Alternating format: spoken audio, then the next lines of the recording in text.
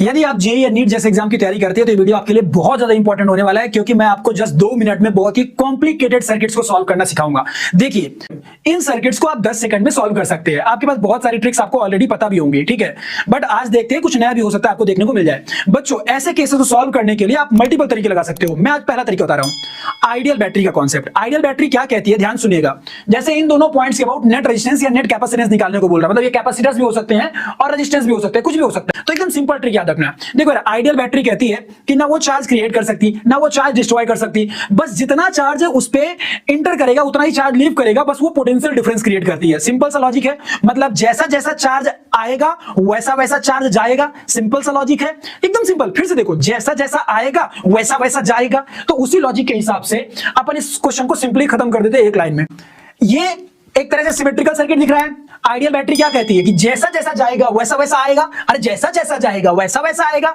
तो यदि मान लो कि इधर की ओर करंट एंटर किया I1, इधर की ओर एंटर किया I2, इधर की ओर एंटर किया I3। अब तुम सोच के बताओ, तो यदि I1 I2 I3 एंटर किया तो इधर से कितना आएगा I1, इधर से कितना आएगा I2, इधर से कितना आएगा I3। क्यों ऐसा हो रहा है? क्योंकि ऑब्वियसली लॉजिक है, जैसा जैसा जाएगा वैसा वैसा आएगा। तो उस लॉजिक के हिसाब से जितना एंटर करेगा उतना आना चाहिए इधर की ओर।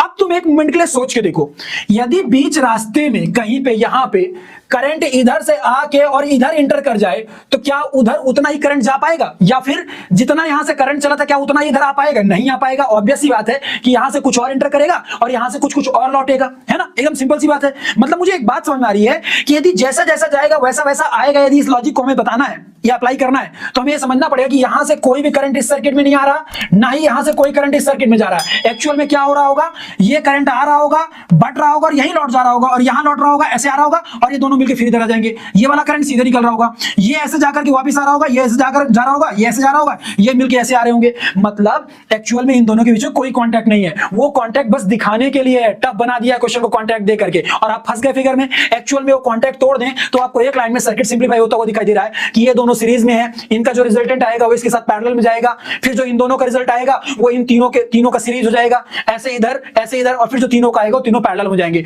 और आपका आंसर आ जाएगा। लेकिन ये जो यहाँ पे कांटेक्ट दिया हुआ है, बीच में जंक्शन दिया हुआ है, वो बस तंग करने के लिए दिया हुआ है। एक्चुअल में उससे कोई करंट एक्सचेंज हो ही नहीं रहा, ना यहां से ऊपर जा रहा ना ऊपर से नीचे आ रहा। तो जब करंट में कोई एक्सचेंज नहीं हो रहा तो वो जंक्शन दिखाने की कोई नीड है क्या? नहीं ना। तो हमने उस जंक्शन को आसानी से ब्रेक कर दिया है। अब आप सिंपली चाहें तो इसमें भी वो ट्रिक लगा सकते हैं। इसमें ट्रिक लगाइए ध्यान से, जैसा जैसा जाएगा वैसा वैसा आएगा। तो ये सीधा ऐसे जाएगा, ये आके वापस लौटेगा, तब ना यहां से उतना ही करंट आ पाएगा जितना यहां से गया है। मतलब ये जंक्शन बिना बात को दिखाने के लिए दिया हुआ है, बस डराने के लिए दिया हुआ है। इसको तोड़ दीजिए, और जैसे ही तोड़ेंगे तो सर्किट खत्म हो गया। तो ये वाला क्वेश्चन और ये वाला क्वेश्चन, ये दोनों आपके लिए होमवर्क